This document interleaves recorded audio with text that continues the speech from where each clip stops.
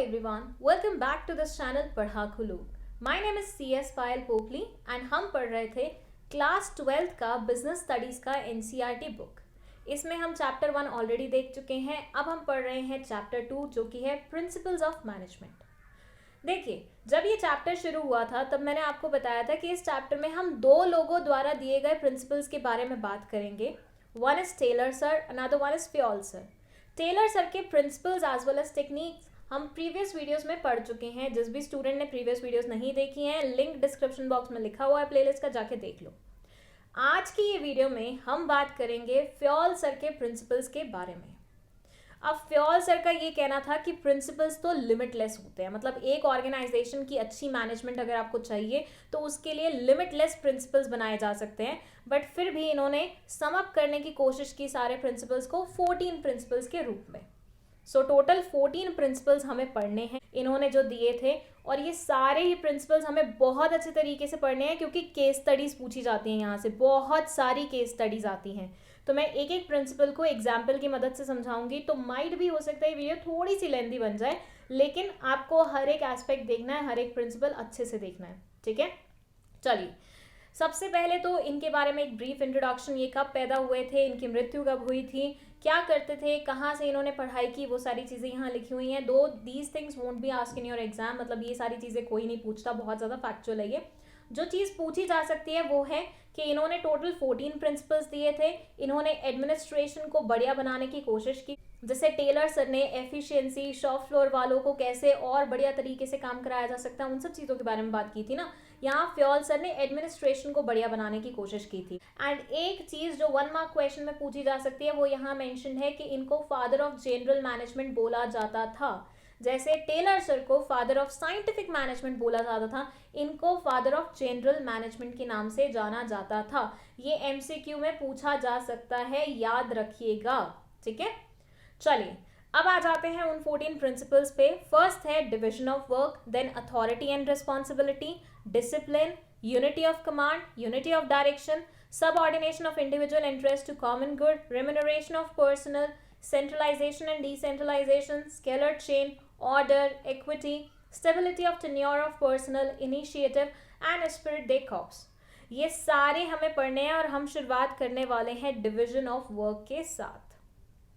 देखिए, अब division of work में हम लेंगे शादी का एग्जाम्पल. अब देखो, ऐसे मानो कि तुम्हारे घर में होने वाली है शादी. ठीक है, और तुम्हें रिस्पॉन्सिबिलिटी दी गई है कि तुम्हें शादी की सारी प्रिपरेशन का ध्यान रखना है. तो अब बताओ तुम कैसे लोगों को हायर करोगे. मतलब क्या तुम एक ही इंसान जो तुम्हें पसंद है उसको हायर कर लोगे और उसको बोलोगे चल तू डेकोरेशन भी देख लियो, तू केटरिंग वाला काम भी देख लियो, तू मेहंदी भी लगा दियो दुल्हन को, तू डिजाइनर बन के इनके कपड़े भी डिजाइन कर दियो और फोटो भी खींच लियो साथ के साथ. ऐसा करोगे क्या? तुम्हारा कितना भी मज़ेदार दोस्त क्यों ना होगा ये, तुम ऐसा कांड तो नहीं करोगे. ऐसे करने लग गए ना तो शादी के तो लग जाएंगे खेल. तुम क्या करोगे? सबसे पहले तुम एक बढ़िया सी लिस्ट बनाओगे कि शादी पे क्या क्या काम होते हैं, राइट. उसके बाद तुम आस पड़ोस से या किसी भी इंसान से पता करोगे कि भैया बताओ डेकोरेशन के लिए कौन सा इंसान अच्छा है, केटरिंग के लिए कौन सा इंसान अच्छा है, मेहंदी लगाने के लिए कौन सी बंदी को बुलाना चाहिए, डिज़ाइनर कौन सा हायर करना चाहिए, फोटोग्राफी किसको देनी चाहिए, ये काम किसको देना चाहिए, वो काम किसको देना चाहिए.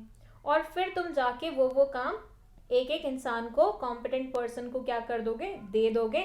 और शादी वाले दिन ये सब मिलके तुम्हारे यहाँ पे बढ़िया तरीके से शादी का बंदोबस्त कर देंगे. कुछ ऐसे ही किया जाता है ना.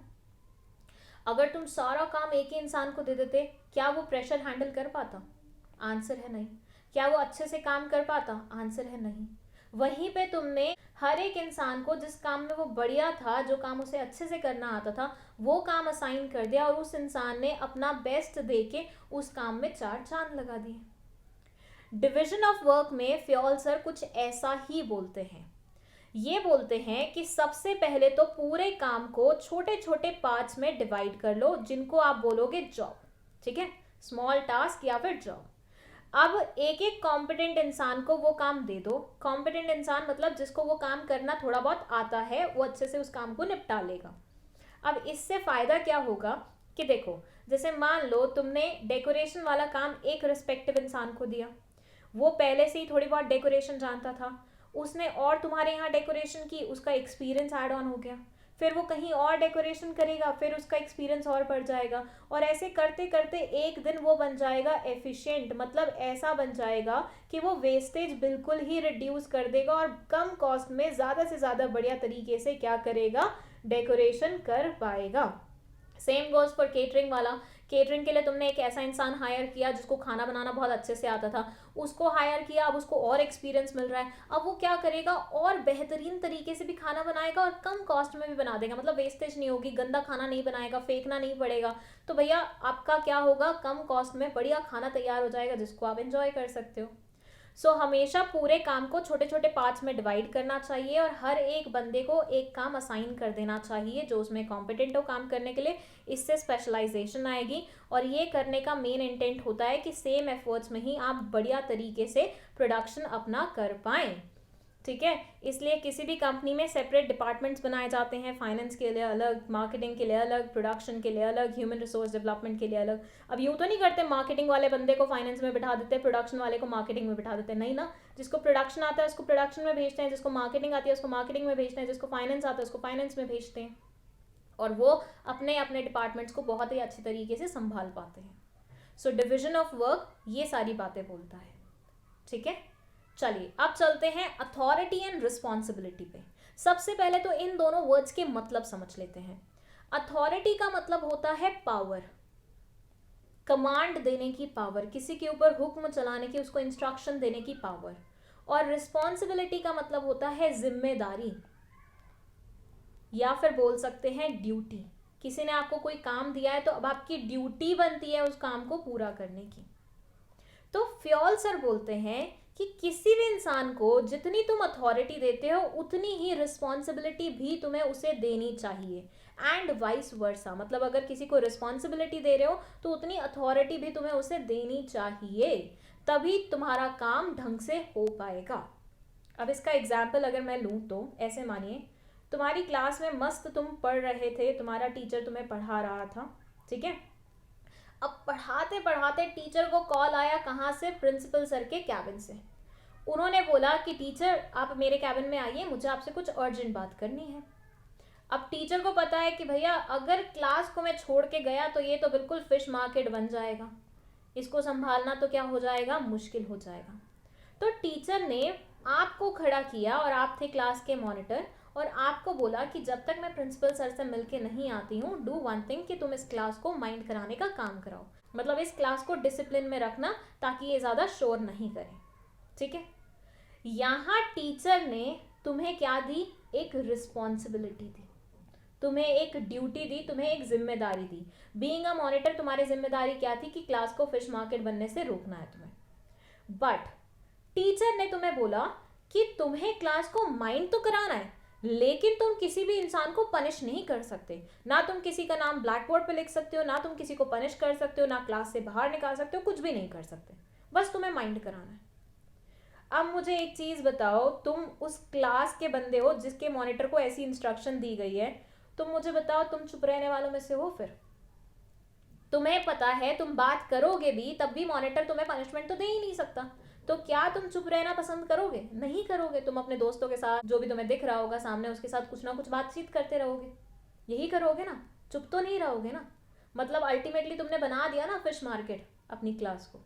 बट अगर यहाँ पे टीचर मॉनिटर को ये बोल के जाती कि तुम्हें क्लास को माइंड तो करवाना है, लेकिन अगर कोई बच्चा तुम्हारी बात नहीं सुने या बातचीत कर रहा हो तो तुम उसे at the same time punish भी कर सकते हो। उसका नाम या तो ब्लैक बोर्ड पे लिख सकते हो, तो मैं आने के बाद उसे पनिश कर दूंगी, या फिर तुम उसे क्लास से बाहर निकाल सकते हो, या फिर कुछ भी ऐसा कर सकते हो। सो यहाँ पे टीचर ने क्या दिया, जितनी रिस्पॉन्सिबिलिटी दी उतनी अथॉरिटी भी दी, उतनी पावर भी दी मॉनिटर को, तो मॉनिटर क्लास को माइंड करवा पाया। सो कभी भी ऑर्गेनाइजेशन में हम किसी को रिस्पॉन्सिबिलिटी देते हैं तो साथ ही साथ हमें उसे उतनी पावर भी देनी होती है कि वो उस रिस्पॉन्सिबिलिटी को इम्प्लीमेंट कर सके। So it says authority is the right to give orders. Authority का मतलब होता है ऑर्डर्स देने का राइट और ऑब्टेन ओबीडियंस, और रिस्पॉन्सिबिलिटी का मतलब होता है it's a corollary of authority. Authority formal भी हो सकती है, इनफॉर्मल भी हो सकती है, बट जो मेन लाइन है यहाँ पे पढ़ने लायक वो ये है कि दोनों के बीच में बैलेंस होना चाहिए। अथॉरिटी और रिस्पॉन्सिबिलिटी हमेशा बैलेंस्ड वे में चलनी चाहिए, ना अथॉरिटी ज़्यादा होनी चाहिए रिस्पॉन्सिबिलिटी से, ना रिस्पॉन्सिबिलिटी ज़्यादा होनी चाहिए अथॉरिटी से। भैया अगर अथॉरिटी ज़्यादा हो गई रिस्पॉन्सिबिलिटी से तो बंदा काम ही नहीं करेगा, और अगर अथॉरिटी कम हो गई रिस्पॉन्सिबिलिटी से तो बंदा काम कर ही नहीं पाएगा चाह के भी। तो यहाँ पे काम नहीं करेगा, यहाँ पे कर ही नहीं पाएगा। सो ये था अथॉरिटी एंड रिस्पॉन्सिबिलिटी। नेक्स्ट है हमारा प्रिंसिपल डिसिप्लिन। ये क्या बोलता है, चलो इमेजिन करो एक दिन तुम अपनी क्लास में बैठे हो, तुम थोड़े से नर्डी टाइप बच्चे हो, ठीक है, तुम्हें पढ़ना बड़ा पसंद है, तुम हमेशा बुक्स में डूबे रहते हो, बट उस दिन क्लास में क्लास टीचर नहीं आई, तो क्लास में कोई भी टीचर नहीं था और बच्चे ऐसे हल्ला गुल्ला कर रहे थे, कोई मॉनिटर भी नहीं था क्लास को माइंड कराने के लिए। क्या ऐसी सिचुएशन में तुम पढ़ पाओगे? मेरे साथ ये बहुत होता था। When I was in 12th class, मैं थोड़ी शरीफ सी थी, बाकी सारे बच्चे बहुत ही ज़्यादा शरारती थे, मतलब ऐसा मुझे लगता है, ठीक है। तो अब वो शरारती थे तो वो मुझे नहीं पढ़ने देते थे, कभी इधर से चौक मारते थे कि तू ज़्यादा क्यों पढ़ रही है, तू ये क्यों कर रही है। मेरे खुद के दोस्त मुझे कुछ कुछ बोलने लग जाते थे, वो बोलते थे कि अरे तुम्हें ज़्यादा पढ़ाई सूझ रही है, ये हो रहा है वो हो रहा है। तो अल्टीमेटली मेरी पढ़ाई नहीं हो पाती थी। अब ये क्यों नहीं हो पा रही है? क्योंकि डिसिप्लिन की कमी है। ऐसे मानिए कि अगर किसी ऑर्गेनाइजेशन में डिसिप्लिन नहीं होगा तो जो शरारती होंगे वो तो काम करेंगे ही नहीं, लेकिन जो काम करना चाहते हैं वो भी इन लोगों की वजह से काम नहीं कर पाएंगे। आपने अक्सर ऐसी मूवीज देखी होंगी जहाँ पे यूनियन ट्रेड वाले जो होते हैं, अगर उनमें से 2-4 लोग काम करना चाहते हैं लेकिन बाकी सारे प्रोटेस्ट पे जाना चाहते हैं, तो वो उन्हें कहीं ना कहीं अपने अंडर कर लेते हैं कि नहीं तुम भी काम नहीं करोगे। तो वहाँ क्या है? वहाँ डिसिप्लिन की कमी है। फ्योल सर बोलते हैं किसी भी ऑर्गेनाइजेशन को अगर आपको अच्छे तरीके से चलाना है, बहुत ज़्यादा ज़रूरी है कि वहाँ पे डिसिप्लिन मेंटेन करो तुम। मतलब उस ऑर्गेनाइजेशन में डिसिप्लिन होना चाहिए। डिसिप्लिन का मतलब होता है जो रूल्स एंड रेगुलेशंस बने हुए हैं या फिर एम्प्लॉयमेंट अग्रीमेंट में जो चीज़ें लिखी हुई हैं उन सबको आप अच्छे से फॉलो कर रहे हैं, उन सब का आप पालन कर रहे हैं। और इसके लिए बहुत ज़्यादा ज़रूरी होता है कि गुड सुपीरियर्स हर एक लेवल पे हों, क्लियर और फेयर अग्रीमेंट्स रहे, जुडिशियस एप्लीकेशन रहे पेनल्टीज़ वगैरह का। मतलब अगर मान लीजिए कोई ऐसा इंसान है जो डिसिप्लिन में नहीं रहता है तो उसको पेनल्टी देने का भी प्रावधान होना चाहिए। अब ऐसे मानो ये 3 लोग थे, बढ़िया तरीके से काम कर रहे थे, ये था एक शरारती तत्व, ये तीनों को ही परेशान कर करके इनके काम में इनको फोकस नहीं करने दे रहा था। तो ऐसी चीज़ें अक्सर ऑर्गेनाइजेशन में हो जाती हैं। वो बोलते हैं ना, एक गंदी मछली पूरे तालाब को गंदा कर देती है, तो ये गंदी मछली बेसिकली पूरे तालाब को गंदा ना करे, उसके लिए ज़रूरी है डिसिप्लिन ऑर्गेनाइजेशन में मेंटेन रखा जाए। नेक्स्ट है यूनिटी ऑफ कमांड। चलिए इसको ऐसे समझते हैं, ऐसे मानिए 2 दोस्त थे, एक का नाम है अंजू, एक का नाम है पंजू। अंजू पंजू मतलब बहुत ही घनिष्ठ मित्र थे, इनकी दोस्ती की मिसालें दी जाती थी, लेकिन एट द सेम टाइम दोनों के बिहेवियर में बहुत ज़्यादा डिफरेंस था। ये हमेशा खुश रहता था लेकिन ऑन द अदर साइड ये हमेशा खड़ूस वे में रहता था। अब इन दोनों ने क्या सोचा कि अपनी दोस्ती को पार्टनरशिप में कन्वर्ट करते हैं, मतलब हमारी इतनी बढ़िया बनती है, लेट्स डू वन थिंग कि हम पार्टनरशिप फॉर्म कर लेते हैं और पार्टनरशिप फॉर्म करके हम कोई काम शुरू करते हैं। बहुत सही सोचा, मतलब अच्छा नेक ख्याल था, बढ़िया। अब काम करते करते इनका काम बढ़ने लग गया, फिर इनको रियलाइज हुआ कि सारा काम तो हम दोनों इकट्ठे मिलके नहीं कर सकते, हमें किसी थर्ड इंसान की आवश्यकता पड़ेगी, जिसके लिए हमें एक एम्प्लॉय हायर करना ही पड़ेगा। मतलब इन्होंने सोचा कि लेट्स हायर एन एम्प्लॉय, और एम्प्लॉय हायर करते हुए इन्होंने सोचा हमें एक ऐसा इंसान चाहिए जिसके पास सुपरमैन वाली पावर हो, जो फटाफट सारा काम निपटा दे। इसके लिए इन्होंने इस इंसान मिस्टर एक्स को हायर किया। मिस्टर एक्स एक्चुअली सुपरमैन की तरह काम करता था, फटाफट सारा काम निपटा लेता था। लेकिन एक दिन ऐसा हुआ कि अंजू का कोई काम था जो उसे सुपरमैन से करवाना था, और सेम टाइम पे पंजू का भी कोई काम था जो उसे सुपरमैन से करवाना था, और काम का था एक डेडलाइन कि 4 घंटे में वो काम कंप्लीट होना चाहिए। काम दोनों अलग अलग थे, अंजू ने अपना काम दिया सुपरमैन को, पंजू ने अपना काम दिया सुपरमैन को। दोनों ने सेम डायलॉग बोला कि 4 घंटे के अंदर अंदर ये काम कंप्लीट हो जाना चाहिए। सुपरमैन कितनी भी कोशिश कर लेता, लेकिन दोनों काम तो वो साथ में कर ही नहीं सकता था, पॉसिबल ही नहीं था, क्योंकि इतना टायरिंग टास्क था वो, और इतने घंटे तो उसमें मिनिमम लगने ही वाले थे। तो उसके पास यूं था कि वो या तो अंजू का काम कर सकता है या पंजू का काम कर सकता है, दोनों का तो बिल्कुल नहीं कर सकता। अब सुपरमैन कंफ्यूज है, इसकी स्माइल बिल्कुल ऐसे उदासी में छा गई। इसने बोला अंजू का काम नहीं किया तो ये तो भैया सीधे बोल देगा यू आर फायर्ड, और पंजू का काम नहीं किया तो वो जैसे मेरे साथ हमेशा खुश मिजाज वे में रहते हैं, वो भी थोड़े डल हो जाएंगे, वो भी मेरे साथ हंसी मजाक नहीं करेंगे। तो अब मैं करूँ तो करूँ किसका काम? सुपरमैन ने हार के किसी का भी काम नहीं किया। इसने बोला ना मैं अंजू का काम कर रहा हूँ ना मैं पंजू का काम कर रहा हूँ, क्योंकि मैंने इन दोनों में से किसी एक का काम कर दिया तो दूसरा बुरा मान जाएगा, तो लेट्स नॉट डू किसी का भी काम। अब यहां हुआ क्या? यहां ये हुआ कि दो लोग सेम इंसान को इंस्ट्रक्शंस दे रहे थे, जिसकी वजह से ये इंसान क्या हो गया, कंफ्यूज हो गया कि मैं किसकी बात सुनूं, इसकी सुनूं या इसकी सुनूं, और अल्टीमेटली वो किसी की भी नहीं सुन पाया। कंफ्यूजन में पूरा काम ही रह गया। तो यूनिटी ऑफ कमांड बोलता है, मतलब फ्योल सर इस प्रिंसिपल में बोलते हैं कि हर एक इंसान के ऊपर सिर्फ एक और एक ही बॉस होना चाहिए। हर एक इंसान के ऊपर सिर्फ एक और एक ही बॉस होना चाहिए जो उसे क्या करे, इंस्ट्रक्शंस दे। कभी भी एक इंसान के ऊपर एक से ज़्यादा बॉस होगा तो वो कंफ्यूजन वाला सिलसिला बन जाएगा कि भाई उसको किसका काम पहले करना चाहिए या किसका काम नहीं करना चाहिए। सो यूनिटी ऑफ कमांड क्या बोलता है कि एक इंसान के ऊपर सिर्फ एक ही बॉस होना चाहिए जो उसे इंस्ट्रक्शन दे सकता है। That's it. चलिए, नेक्स्ट है यूनिटी ऑफ डायरेक्शन।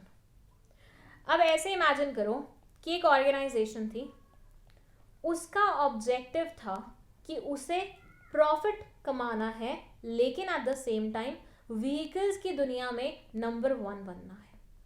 ये ऑर्गेनाइजेशन का क्या था, ऑब्जेक्टिव था। ये ऑर्गेनाइजेशन कार्स में भी डील करती थी, ये ऑर्गेनाइजेशन मोटरसाइकिल्स में भी डील करती थी। यूनिटी ऑफ डायरेक्शन बोलता है जब आपको पता है आपको पहुंचना कहाँ है, तो सबको कहीं ना कहीं उसी डायरेक्शन में अपने एफर्ट्स लगाने चाहिए और आपस में कोऑर्डिनेशन मेंटेन करना चाहिए। हर एक यूनिट का अपना खुद का एक प्लान होना चाहिए, अपना खुद का एक हेड होना चाहिए। इसका भी एक हेड होगा, एक प्लान होगा। ऐसे नहीं होना चाहिए कि प्लान भी इनके 10 बन रहे हैं, हेड भी इनके 10 हैं, तो भाई किसको क्या पता होगा किस डायरेक्शन में जाना है। कोई बोलेगा इस डायरेक्शन में चलो, कोई बोलेगा इस डायरेक्शन में चलो, कोई यहाँ कोई यहाँ कोई वहाँ, और अल्टीमेटली कहीं पे भी नहीं पहुँच पाओगे। तो हर यूनिट का अगर एक हेड होगा और एक ही प्लान होगा तो वो सारे अपने एफर्ट्स उसी डायरेक्शन में लगाएंगे और अल्टीमेटली जो चीज़ को अचीव करना चाहते हैं वो चीज़ को अचीव कर पाएंगे। So unity of direction says all the units of the organization should be moving towards the same objective through coordinated and focused efforts. हर एक यूनिट को कोऑर्डिनेटेड और फोकस एफर्ट्स में एक ही डायरेक्शन में बढ़ना चाहिए जो कि ऑर्गेनाइजेशन का अल्टीमेट ऑब्जेक्टिव है। और हर एक ग्रुप जो कि सेम एक्टिविटीज़ कर रहा है, मतलब मोटरसाइकिल वाले जो हैं वो या गाड़ी वाले जो हैं वो, इनका खुद का एक प्लान और एक हेड होना चाहिए, और इससे क्या होगा, एक्शन में यूनिटी आएगी और कोऑर्डिनेशन आएगा। अब मोटरसाइकिल वाले अगर एक ही हेड और एक ही प्लान रखेंगे तो उनके सारे एफर्ट्स डायरेक्टेड होंगे towards one direction, and same goes for car कि इसमें भी सेम डायरेक्शन में सारे एफर्ट्स चले जाएंगे। नेक्स्ट है आपका subordination of individual interest to common good. अब ऐसे इमेजिन करो, ये है एक्स, ये है वाई। एक्स और वाई ने इस ऑर्गेनाइजेशन को ज्वाइन किया है। ज्वाइन करते वक्त इनके कुछ गोल्स थे। गोल्स लाइक हमें अपना खुद का घर बनाना है, हमें एक अच्छी लाइफ चाहिए, हमें फॉरेन ट्रिप्स पे जाना है, हमें एक गाड़ी चाहिए बड़ी वाली, एंड पता नहीं कुछ कुछ कुछ कुछ कुछ। तो ये सारे गोल्स को ध्यान में रखते हुए इस ऑर्गेनाइजेशन में आए। इस ऑर्गेनाइजेशन का भी अपना एक गोल था कि मुझे वर्ल्ड में अपने ब्रांड को क्या करना है, फेमस बनाना है। अब देखिए, इस ऑर्गेनाइजेशन में इनके अलावा और भी बहुत सारे लोग काम करते होंगे। इस ऑर्गेनाइजेशन की ग्रोथ के साथ उन सब लोगों की ग्रोथ भी कहीं ना कहीं जुड़ी होगी और इनकी भी जुड़ी होगी ऑब्वियसली। सुना है ना आपने, जब आपकी ऑर्गेनाइजेशन ग्रो करती है तो अल्टीमेटली आपको भी ग्रो करने का मौका मिलता है, आप अपनी ऑर्गेनाइजेशन के साथ ही ग्रो करते हैं। तो ये ऑर्गेनाइजेशन का जो गोल है वो बहुत सारे लोगों के गोल से कनेक्टेड है। हुआ कुछ ऐसे कि एक दिन राइवल्स का कॉल आया इन दोनों के पास। उन्हें पता लगा कि इनके पास कोई ऐसी सीक्रेट इन्फॉर्मेशन है इस ऑर्गेनाइजेशन के बारे में जो अगर राइवल्स को पता चल जाए तो ये ऑर्गेनाइजेशन खत्म हो सकती है।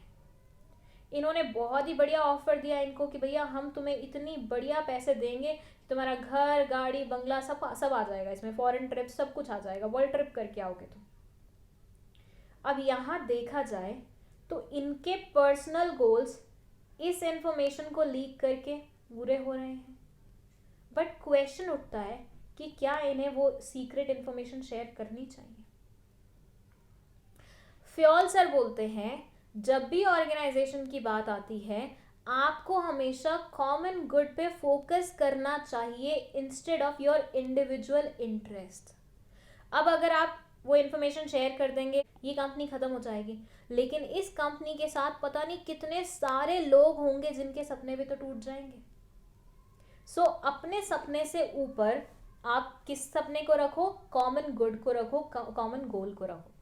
ये प्रिंसिपल बोलता है कि अपने खुद के पर्सनल इंटरेस्ट को साइड करके आपको ज़्यादा महत्व देना चाहिए कॉमन गुड को, कॉमन गोल्स को, ऑर्गेनाइजेशन के ऑब्जेक्टिव को। So it says the interest of an organisation should take priority over the interest of any individual employee according to Fayol. Organisation के इंटरेस्ट को ज़्यादा महत्व मिलना चाहिए, उसको ज़्यादा प्रायोरिटी मिलनी चाहिए इंडिविजुअल एम्प्लॉयज़ के कंपैरिजन में। Every worker has some individual interest for working in the company. हर ऑर्गेनाइजेशन में काम करते हुए इंसान के खुद के कुछ गोल्स होते हैं और ऑर्गेनाइजेशन के भी कुछ गोल्स होते हैं, तो हमेशा सुपरसीड किसको करना चाहिए, ऑर्गेनाइजेशन के गोल को करना चाहिए इंस्टेड ऑफ आपके अपने पर्सनल गोल्स। ठीक है, चलिए let's move to the next one, that is remuneration of personnel. Remuneration का मतलब होता है सैलरी, वेजेस। मतलब आप जब किसी और इंसान के लिए काम करते हैं तो बदले में वो आपको जो पैसे देता है उसको हम रेम्यूनरेशन बोलते हैं। यहां आपको दो चीजें समझनी है। कौन कौन सी? पहली ये कि जब भी कोई इंसान आपके लिए काम करता है, ऑर्गेनाइजेशन के लिए काम करता है, तो आपको उसे जस्ट एंड फेयर रेम्यूनरेशन देना है। अब इस जस्ट एंड फेयर का क्या मतलब है? इसका मतलब है ना आपको उसे बहुत ज़्यादा रेम्यूनरेशन देना है, मतलब उसके काम से भी ज़्यादा दे रहे हो, ना उसे बहुत कम देना है। जैसे मान लीजिए इस एम्प्लॉय से दिन में 12 घंटे काम कराया गया, लेकिन शाम को उसको रेम्यूनरेशन देने के नाम पे सिर्फ 100 रुपये थमा दिए गए। क्या ये आपको लगता है फेयर है? मतलब 12 घंटे काम करने के बाद एक इंसान को सिर्फ 100 रुपये मिल रहे हैं, क्या फेयर है ये? आंसर है नहीं। वहीं पे इस इंसान से 1 घंटा काम कराया दिन में और इसको 50,000 रुपये दे दिए। अब बताओ क्या ये फेयर है? Again no. अच्छा हाँ, कई लोगों के दिमाग में ऐसा आ सकता है कि भैया हो सकता है ये कंसल्टेंट हो, लॉयर हो, तो वो तो 1 घंटे का भी बहुत ज़्यादा चार्ज करता है। यहाँ मैं उन सब चीज़ों के बारे में बात नहीं कर रही। वहाँ तो ये हो गया कि आप अपनी प्रोफेशनल स्किल्स की वजह से ज़्यादा पेमेंट ले रहे हो या डिजर्व कर रहे हो, उस चीज़ के बारे में यहाँ पे बात नहीं हो रही। यहाँ बेसिक काम की बात हो रही है कि भैया ऐसा देखने पे लग रहा है कि 1 घंटा काम किया है किसी इंसान ने, बहुत लेजी सा इंसान था, लेकिन फिर भी उसको 50K दिए जा रहे हैं, तो ये भी तो फेयर नहीं है। यहाँ ऑर्गेनाइजेशन से तुम बिना मतलब के ज़्यादा खर्चा करा रहे हो। सो इट सेज कि जब भी आप किसी से काम कराते हैं उसको कॉम्पेंसेट आपको फेयर वे में करना चाहिए, उसको फेयर वेजेस मिलनी चाहिए ताकि वो एक रीजनेबल स्टैंडर्ड ऑफ लिविंग जी सके। ये ना हो कि उसके पास खाने के लिए कुछ नहीं है बट वो यहाँ पे आके आपके ऑर्गेनाइजेशन में जी तोड़ मेहनत कर रहा है, ऐसा नहीं होना चाहिए। सो दोनों चीज़ें आपको ध्यान रखनी है कि ना तो उसे ज़्यादा पेमेंट मिलनी चाहिए उसके काम के कंपैरिजन में और ना उसे कम पेमेंट मिलनी चाहिए उसके काम के कंपैरिजन में। जितना उसका बनता है, जितना वो डिजर्व करता है, सिर्फ उतनी ही पेमेंट उसके पास जानी चाहिए, दैट्स इट। तो remuneration of employees fair wages के बारे में बात करता है। चलिए let's move to the next one, that is centralisation और डिसेंट्रलाइजेशन। सेंट्रलाइजेशन का मतलब समझिए पहले क्या होता है। सेंट्रलाइजेशन का मतलब होता है कि सारी की सारी डिसीजन मेकिंग कुछ फ्यू हैंड्स में है। जैसे आप मानिए कि आपका घर है, ठीक है, आपके दादाजी बहुत ही खड़ूस है, तो आपके घर में जितने भी निर्णय लिए जाते हैं, जितने भी डिसीजंस लिए जाते हैं, चाहे वो छोटे हों या बड़े हों, वो आपके दादाजी द्वारा ही लिए जाते हैं, किसी से कुछ नहीं पूछा जाता। ये हो गया सेंट्रलाइजेशन, मतलब सिर्फ और सिर्फ दादाजी ही सारे निर्णय ले रहे हैं सबके लिए। वहीं पे डिसेंट्रलाइजेशन की बात की जाए तो डिसेंट्रलाइजेशन का मतलब होता है डिसीजन मेकिंग पावर बाइफिकेटेड है। ऐसे मानिए आपकी बहुत ही कूल फैमिली है, ठीक है, आपकी कूल फैमिली में अगर दादाजी को इन्फ्लुएंस करने वाला कोई डिसीजन है तो वो लेते हैं, मम्मी पापा को इन्फ्लुएंस करने वाला कोई डिसीजन है तो वो लोग लेते हैं, आपके बड़े भाई को अगर कुछ बॉदर कर रहा है तो उसका डिसीजन वो लेगा, आपको कुछ बॉदर कर रहा है तो आपका डिसीजन आप खुद लेंगे। तो यहाँ पे डिसीजन मेकिंग पावर क्या है, सेग्रीगेटेड है, बहुत सारे लोगों में डिवाइडेड है, अलग अलग बेसिस पे अलग अलग इंसान डिसीजन मेकिंग कर रहा है।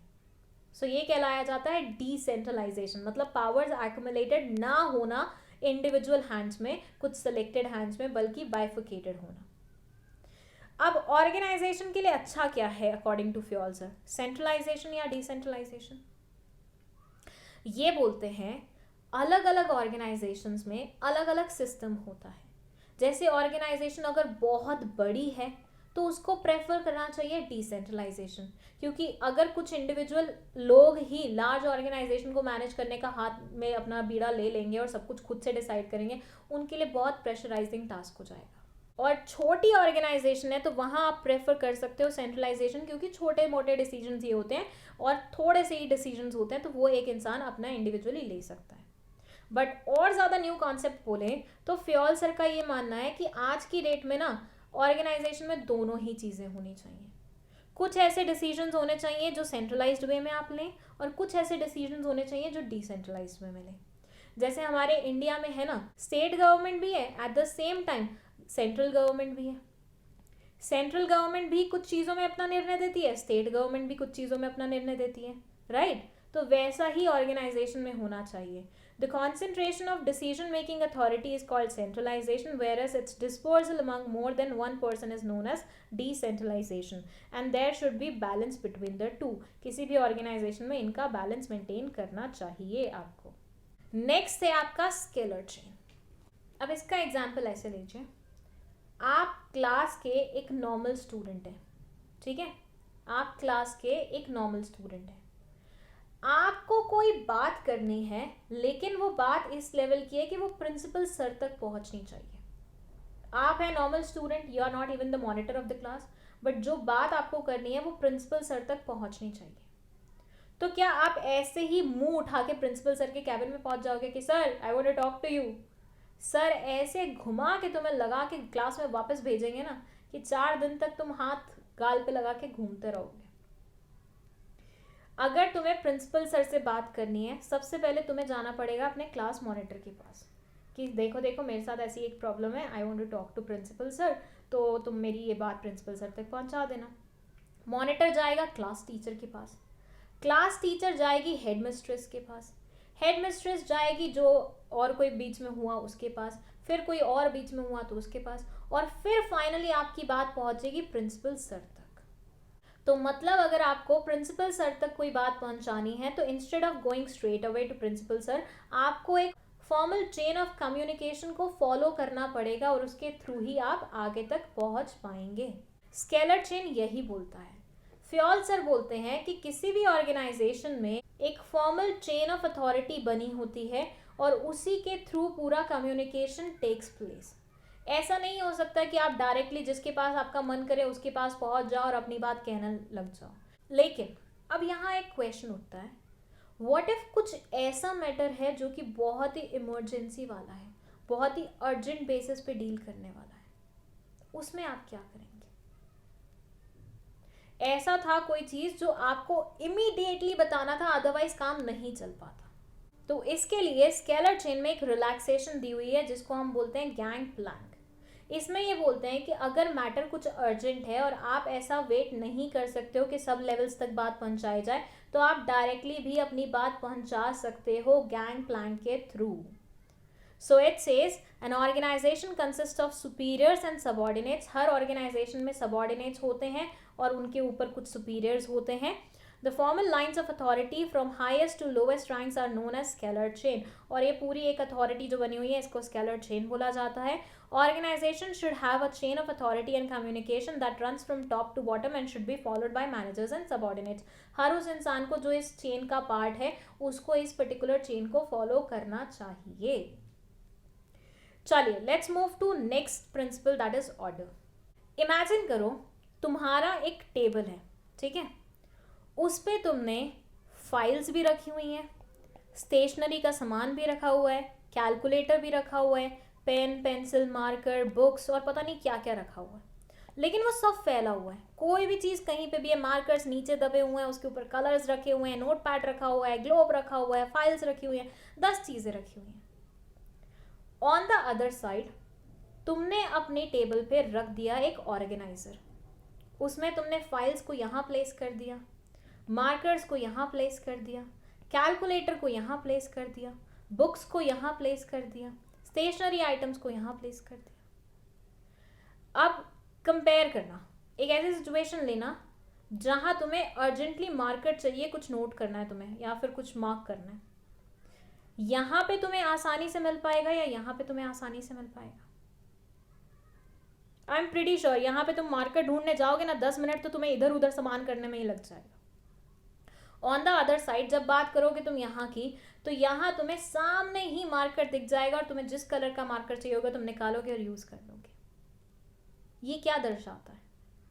ये दर्शाता है कि आपको थोड़ा सा ना ऑर्गेनाइज्ड वे में रहना चाहिए. आपकी मम्मी भी बोलती है ना, पढ़ाई से पहले टेबल को सेट करके रखो ताकि तुम्हें ज़्यादा कियोटिक ना लगे, मेसी ना लगे, हर एक चीज़ तुम्हें आसानी से मिल जाए. सो फ्योल सर भी कुछ यही बोलते हैं. वो बोलते हैं ऑर्गेनाइजेशन में मैन एंड मटेरियल दोनों के लिए ही ऑर्गेनाइज्ड जगह होनी चाहिए.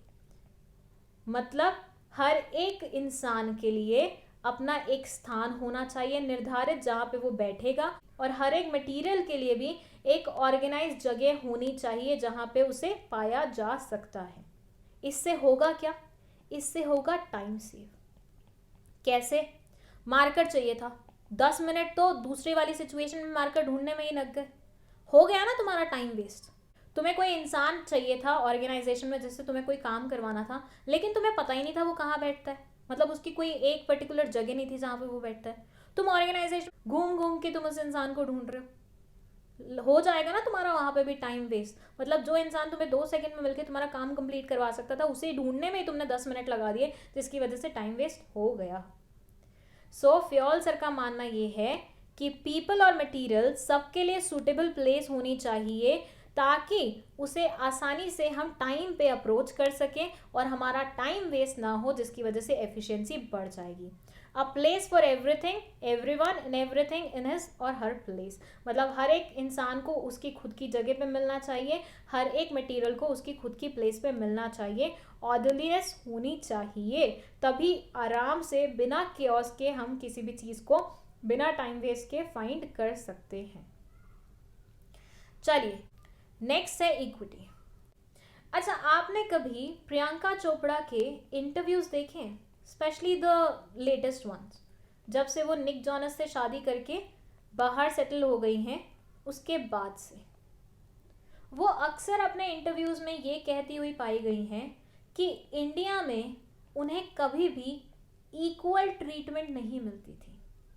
चाहे वो मेन लीड्स करती थी मूवीज़ में, but still male counterpart के कंपैरिजन में उन्हें कम पेमेंट मिलती थी. सुना है? ऐसा अक्सर कंगना रनौत भी बोलती है कि मैंने इतनी मूवीज़ की हैं, क्वीन जैसी मूवी की है, अकेले अपने दम पे वो मूवी चलाई है, बट स्टिल मुझे उतनी पेमेंट नहीं मिलती जितनी मेरे मेल मेंबर्स को मिलती है बॉलीवुड में. इसका मतलब क्या है? According to these heroines, Bollywood में जेंडर डिस्क्रिमिनेशन होता है.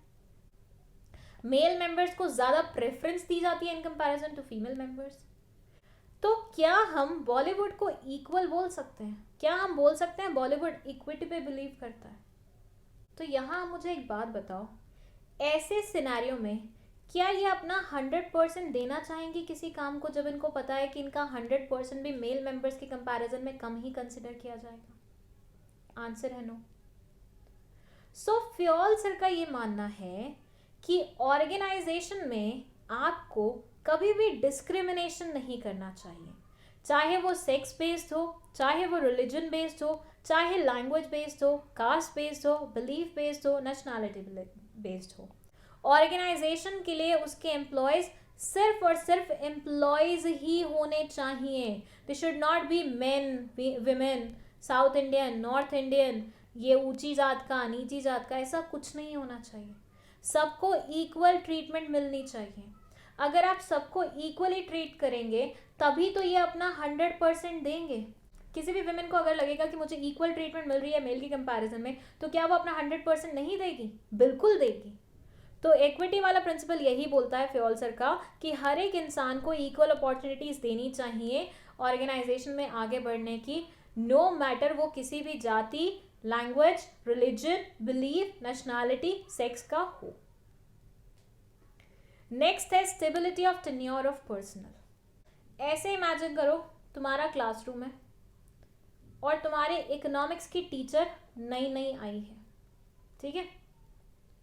पर तुम्हारे ऑर्गेनाइजेशन का ना, मतलब तुम्हारे स्कूल का ना ट्रैक रिकॉर्ड बहुत ही खराब है। 1 महीना इस टीचर को उन्होंने अपने अंडर रखा, फिर निकाल दिया। फिर 15 दिन के गैप पे दूसरा टीचर हायर करके लाए। इसने आपको पढ़ाया 1 हफ्ते, उसके बाद इसको भी निकाल दिया। उसके बाद 10 दिन के गैप पे फिर एक और टीचर हायर करके आए, इसको पढ़ाने का मौका दिया 2 महीने का, फिर इसको भी निकाल दिया। अब आप मुझे एक चीज बताना, क्या आप अच्छे से पढ़ पाएंगे? हर 5 दिन में, हर हफ्ते, हर 2 महीने बाद आपको पहले तो टीचर के साथ अडेप्ट करने में ही टाइम जा रहा है। पढ़ोगे तो कभी? नया टीचर आता है, पहले उसके साथ ट्यूनिंग जमाने में टाइम लगता है ना। ऐसा सेम चीज ऑर्गेनाइजेशन में भी होता है।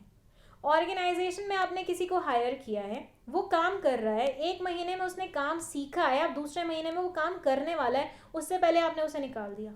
दूसरा बंदा हायर किया, उसको 1 महीने काम सिखाया, उसको निकाल दिया, 2 महीने पूरे भी नहीं हुए थे। फिर तीसरा बंदा आया, उसको सिखाया।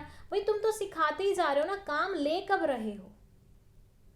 तो फ्योल सर का ये मानना है कि आपकी ऑर्गेनाइजेशन में एम्प्लॉयज के लिए स्टेबिलिटी होनी चाहिए। उनको एक स्टेबल टाइम दीजिए, ऑर्गेनाइजेशन में एक फिक्स टेन्योर दीजिए जिसमें आप उससे काम करवाएंगे, और आप उसको ये आश्वासन दीजिए कि हम आपको नहीं निकालने वाले, ताकि वो अपना 100% दे ऑर्गेनाइजेशन को। अगर उसके मन में यही खौफ बैठा हुआ कि भैया ये तो मुझे निकाल देंगे, तो मुझे निकाल देंगे, वो अपना 100% वैसे ही कभी नहीं दे पाएगा। सो हर एक इंसान को आपको ऐसा फील कराना चाहिए कि दिस इज योर पोजिशन, तुम कहीं नहीं जा रहे हो 2 महीने 4 महीने, तुम काम सीखो और काम करके दिखाओ। अगर हमें लगा तुम बेटर परफॉर्म कर रहे हो तो हम तुम्हें हमेशा के लिए कंटिन्यू कराएंगे।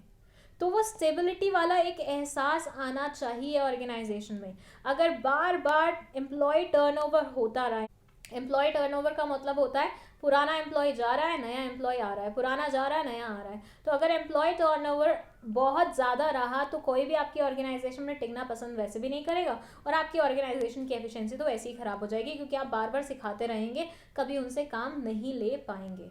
सो हमेशा बोला जाता है एम्प्लॉय टर्नओवर जितना मिनिमम हो उतना बढ़िया होता है। नेक्स्ट है इनिशिएटिव। कभी तुम्हारे साथ ऐसा हुआ है, तुम क्लास में बैठे हो, तुम्हारी टीचर ने कुछ पूछा, तुमने कोई सजेशन दिया, टीचर ने बोला very nice idea, I am really happy, very impressed, और तुम एकदम बिल्कुल ऐसे चौड़ में आ गए, और उसके बाद जब भी तुम्हारी ये टीचर कोई भी सजेशन मांगते हो तुम फटाफट देते हो। हुआ है कभी ऐसा? क्यों तुम चुप नहीं रहे? क्यों सेकंड सजेशन तुमने नहीं दिया? क्यों टीचर के हर बार पूछने पे तुम चुप्पी मेंटेन नहीं कर पाए? उसका आंसर है कि फर्स्ट टाइम तुम्हारी टीचर ने तुम्हें इस तरह से रिएक्शन दिया कि तुम्हें लगा कि तुम खुल के अपनी बात रख सकते हो। ऑर्गेनाइजेशन में एम्प्लॉयज़ के साथ भी ऐसा ही होना चाहिए। अगर कोई एम्प्लॉय मैनेजमेंट को अपना कोई सजेशन देता है, मैनेजमेंट को उसे कंसिडर करना चाहिए, अप्रिशिएट करना चाहिए, अगर बहुत अच्छा लगता है रिवॉर्ड देना चाहिए, ताकि इंसान को लगे मेरे बोली हुई चीज़ का कोई महत्व है इस ऑर्गेनाइजेशन के लिए, और इसी वजह से वो और मोटिवेटेड फील करेगा और कहीं ना कहीं अपने अंदर से वो हिचक निकालेगा कि मुझे अपने सजेशंस नहीं देने, ये तो बड़े लोग हैं, इनके सामने मैं अपनी क्या बात रखूं, इनको तो ज़्यादा पता होगा। ऐसा नहीं रहेगा, वो हमेशा मोटिवेटेड रहेगा और हमेशा पार्टिसिपेट करने की कोशिश करेगा। So it says workers should be encouraged to develop and carry out their plans for improvement according to fuel. Workers को हमेशा encourage करना चाहिए कि तुम अपने प्लान्स सामने रखो, तुम किस तरह से इम्प्रूवमेंट की जा सकती है ऑर्गेनाइजेशन में वो बताओ, ताकि ऑर्गेनाइजेशन में वो चीज़ें कंसिडर करके उसे और आगे बढ़ाया जा सके। बट अगेन, अगर मान लीजिए कोई एम्प्लॉय ने अपना सजेशन दिया, मैनेजमेंट ने उसे हड़का दिया, दोबारा कोई भी एम्प्लॉय अपना सजेशन नहीं दे पाएगा। तुमने क्लास टीचर को सजेशन दिया, उन्होंने चिल्ला दिया तुम पे, तुम क्या, तुम्हारे दोस्त भी अब अपना मुंह नहीं खोले। नेक्स्ट है स्पिरिट दे कॉप्स। ये क्या बोलते हैं? ये वो ऐड देखिए तुमने, मज़ा तो सबके साथ है, राइट? उसका मतलब क्या है? ये बोलते हैं अगर कोई फैमिली फंक्शन है, वहां पे सिर्फ 2 लोग आए हैं, मज़ा आएगा? मज़ा तो सबके साथ आता है ना, जब पूरी फैमिलीज मिले, पूरा खानदान मिले, सब लोग भर भर के आए, सब लोग मस्ती करें, तभी आएगा ना मज़ा तो असली। फ्योल सर बोलते हैं कि ऑर्गेनाइजेशन में कभी भी इंडिविजुअल एफर्ट से कुछ भी अचीव नहीं किया जा सकता है। It always has to be team work, सबको मिलके काम करना चाहिए, सबको मिलके ऑर्गेनाइजेशन को आगे लेके जाना है। आई को रिप्लेस करो वी से, ये मत बोलो कि मैं ये काम कर सकता हूँ, बोलो हम लोग मिलके ये काम कर देंगे। टीम वर्क में, टीम स्पिरिट में हमेशा एक अलग बात होती है। सो आपको हमेशा अपने ऑर्गेनाइजेशन में टीम स्पिरिट को फॉस्टर करना चाहिए, आई को रिप्लेस करना चाहिए वी से। And that's it. यहाँ हमने कंप्लीट कर लिया हमारे 14 के 14 प्रिंसिपल्स। आई नो वीडियो थोड़ी सी लेंदी हो गई थी, तो मैं रिवीजन नहीं कराऊंगी। अगर वीडियो पसंद आई है, लाइक का बटन दबा दीजिए, अपने दोस्तों के साथ शेयर कर लीजिए, और हो पाए तो इस चैनल को सब्सक्राइब करते हुए जाइएगा। 12th क्लास के बिजनेस स्टडीज़ के नोट्स बहुत जल्दी अवेलेबल होने वाले हैं, सो उसकी इंक्वायरी आप कर सकते हैं व्हाट्सएप नंबर पे, जो कि डिस्क्रिप्शन बॉक्स में लिखा हुआ है। And that's it. Thank you so much for watching this video.